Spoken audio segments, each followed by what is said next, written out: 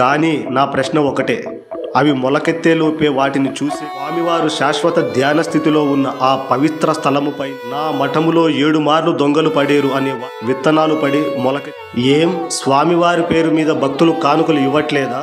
పదవి పొందాలని, గౌరవం దక్కాలని ఆశపడేవారు ఆ స్థలంలోని దైవశక్తి తగ్గిపోత్ర దేవతాస్థానం తత్ర పావనతా నిత్య తత్ర మలినతా దుష్ప్రభావం ప్రసవేత్.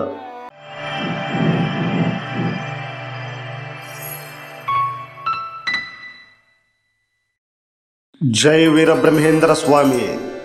ఈ వీడియో ప్రారంభించే ముందు ఒక చిన్న అభ్యర్థన. ఈ వీడియో నచ్చితే దయచేసి ఒక లైక్ చేయండి. ఈ లైక్ నాకు కాదు, స్వామివారి కాలజ్ఞాన ప్రచారానికి. మీ చేయి కదిలేది ఒక క్షణమే, కానీ ఆ లైక్ వల్ల స్వామివారి కాలజ్ఞానం మరింత మందికి చేరుతుంది. దాని ప్రభావం 10 మందికి పుణ్యం అవుతుంది. జై వీరబ్రహ్మేంద్ర స్వామి. ఇవాళ స్వామివారి జయంతి 417వదైన ఈ పవిత్ర దినాన నేను స్వామివారి దర్శనం కోసం వెళ్ళాను. దర్శనమయ్యి బయటికి వస్తుంటే మనం ఎప్పటిలాగే గర్భగుడి చుట్టూ చూసే ఆ ఆధ్యాత్మిక శోభ. కానీ ఈసారి చూసినది మాత్రం ఆగ్రహంతో కూడిన బాధ అనిపించింది. సాక్షాత్తు స్వామివారు సజీవ సమాధి అయిన గర్భగుడి పైన మొక్కలు మొలుస్తున్నాయి. అవును, మీరు విన్నది నిజమే. స్వామివారు శాశ్వత ధ్యాన స్థితిలో ఉన్న ఆ పవిత్ర స్థలముపైనే మొక్కలు పెరుగుతున్నాయి. గర్భగుడి వెనక ఉన్న ఆ పాత రావి చెట్టు అశ్వత్థ వృక్షం విత్తనాలు పడి మొలకెత్తినవే అనుకోవచ్చు. కానీ నా ప్రశ్న ఒకటే, అవి మొలకెత్తేలోపే వాటిని చూసే కన్ను, వాటిని శుభ్రం చేసే మనసు ఎవరిది? భక్తులు అక్కడికి వెళ్ళి ఆ గర్భగుడిని దర్శించి క్షణం పాటు నిలబడి స్వామివారు ఇక్కడే ఉన్నారని భావిస్తారు. కానీ ఆ పవిత్ర సజీవ సమాధిపై ఉండే గర్భగుడిపైనే మొక్కలు మొలుస్తూ ఉంటే ఆ భక్తి కంటతడవుతుంది, ఆత్మ గాయమవుతుంది. ఇది చూసి కూడా పీఠాధిపతి అవ్వాలని, పదవి పొందాలని, గౌరవం దక్కాలని ఆశపడేవారు నిజమైన పీఠాధిపతి అయినా ముందుగా గర్భగుడిపై ఉన్న ధూళిని కూడా చూసి శుభ్రం చేస్తాడు.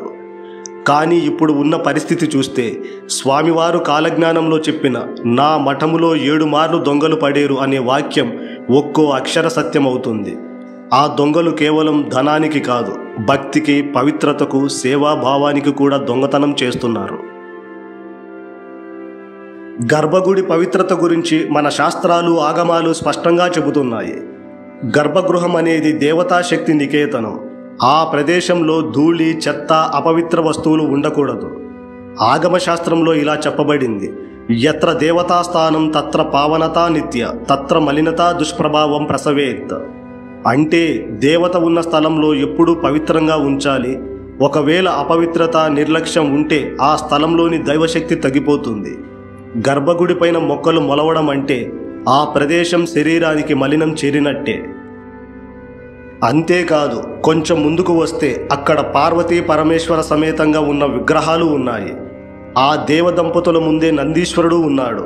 అక్కడ కాస్త కళ్ళెత్తి చూసినా ఆ నందీశ్వరుని దగ్గర పెద్ద మొక్క పెరిగి ఉంది. అంత పెద్ద మొక్క కూడా కనిపించట్లేదా? ఈ కళ్ళు మూసుకుపోయిన మఠ నిర్వాహకులకే ఈ పవిత్ర స్థలం కనిపించట్లేదా?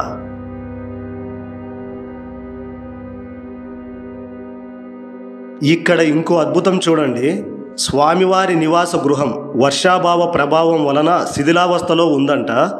ఆ స్వామివారి నివాస గృహ దర్శనము నిలుపుదల చేయుటకు చింతించుచున్నాము అంట. ఇలాంటి నిర్వాహకులు, బాధ్యులు ఉంటే చింతించడం తప్ప పొడిచేదేముంది? ఆ నివాస గృహం వర్షా ప్రభావం వల్ల కూలిపోలేదు. ఇలాంటి నీచులు, భక్తిభావం లేని దరిద్రులు దాని నిర్వహణ పట్టించుకోక శిథిలావస్థకు చేరింది.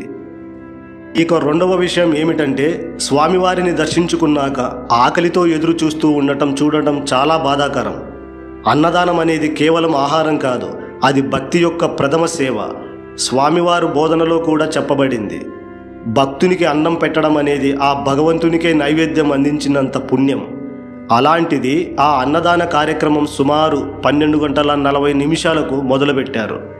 సరే, ఎంత సమయమైనా వేచి చూసి స్వామివారి ప్రసాదంగా భావించి తినాలనుకునేవారు అక్కడికెళ్ళి ఆ వంటకాల రుచి చూస్తే ఇంకా ఘోరం. అసలు ఏమాత్రం రుచి ఉండదు. ఈ మాట చెప్పడానికి నా మనసు అంగీకరించట్లేదు. స్వామివారి ప్రాంగణంలో చేసే అన్నదానానికే పేరు పెట్టడం నచ్చట్లేదు, కానీ తప్పట్లేదు. ఏం స్వామివారి పేరు మీద భక్తులు కానుకలు ఇవ్వట్లేదా? మఠానికి ఆదాయం రావట్లేదా? ఏంటి మరి ఇంత నిర్లక్ష్యపు ధోరణి?